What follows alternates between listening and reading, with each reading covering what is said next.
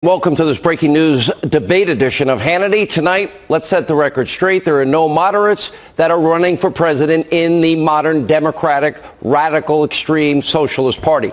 They're not. You're either more radical or less radical, but you're still radical and you're still a socialist. Now, the narrative from fake news, CNN and MSDNC about a politically diverse set of candidates, that's just the newest lie after 2.5 years of lying. They all support some version of this insane new Green Deal, and they all support raising your taxes, and they all support government-run universal health care. And by the way, guess what? They want free health care for illegal immigrants, and building walls is immoral. They all want to buy into the lie, or you to buy into the lie, keep your doctor, keep your plan, and save less. But this is on human growth hormones and steroids, and it's applied to every aspect of our economy. And if we have no oil or gas, it will destroy this economy in weeks, not even months. The impact will be felt immediately. Got a lot to say on this. We're going to show you the very worst moments from both debates. Spoiler alert, socialism has infected every corner of the Democratic Party, and 2020 will be the biggest choice election in our lifetime. This is a tipping point for the country. Anyone that doesn't tell you that is not telling you the truth. It's that dire. Now, we'll either continue down the path of freedom, constitutional government, prosperity, capitalism, risk, reward with President Trump, or we will plunge into the depths of Soviet-style big government economic tyranny, and poverty will immediately follow thereafter. Highlights, reaction are just minutes away. Before I get to my monologue, we have some major breaking news surrounding Mr. Super Patriot himself, Jim Comey. Our friends at Judicial Watch have just obtained some very compelling documents.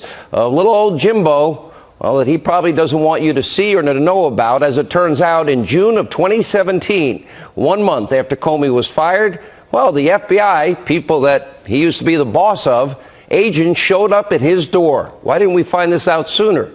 They were there to retrieve his classified government memos that he was storing in his home, which is illegal. The agents also grilled Comey about the documents during an interview. By the way, that would be called an interrogation for the rest of the world. And keep in mind, these are the very same memos about his confidential communications with the President of the United States. Comey leaked those to the media through a professor friend of his at Columbia for the purpose of spurring a special counsel investigation. Now, Mr. Super Patriot Comey never should have had those documents at his house. And oh yeah, leaking classified material is a crime.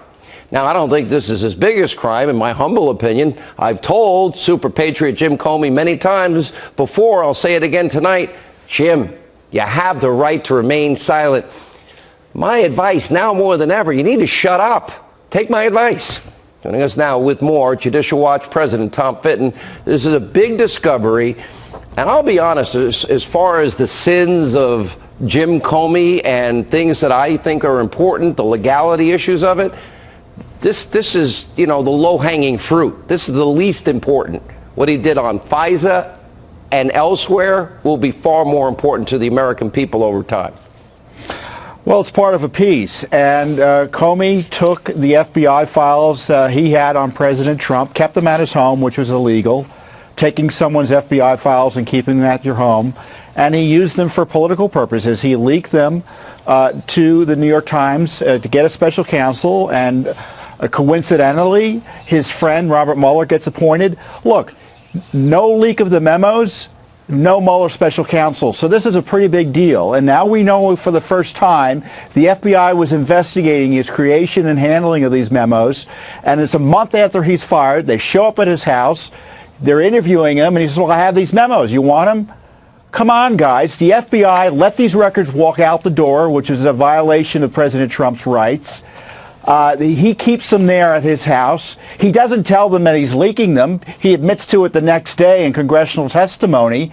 It's a Keystone Cops atmosphere, but unfortunately, the president's the victim here. And the president's the victim of several crimes, in my view, committed by Comey in terms of taking his FBI files, which is illegal, and then leaking them.